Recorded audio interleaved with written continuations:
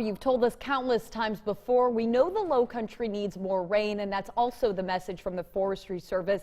They say the conditions out there right now make it much more likely for fires to spread. News 2's Berkeley County reporter Raymond Owens spent the day in the Francis Marion National Forest. Raymond.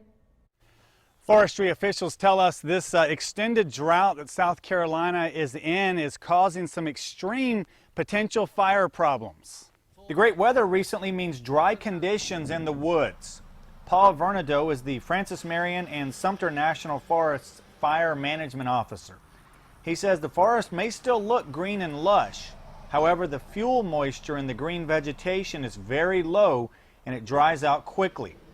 Also, as leaves are beginning to fall, there's a lot to burn.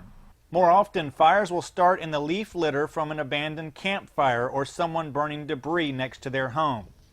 As I stopped by the campground at Buck Hall Recreation Area today, a fire was still smoldering after campers had left their empty site. This can cause ashes to blow into nearby woods and start a forest fire. We had come up and we started setting up camp, and they were enjoying their campsite, but they didn't have a campfire or anything going. And so right before, we didn't even know they were leaving. We thought they were here for the weekend like we were. Then they started packing everything up. They started a campfire, and I guess burning what they had left, some trash and different stuff they had left. And then they just pulled off and left the campfire going.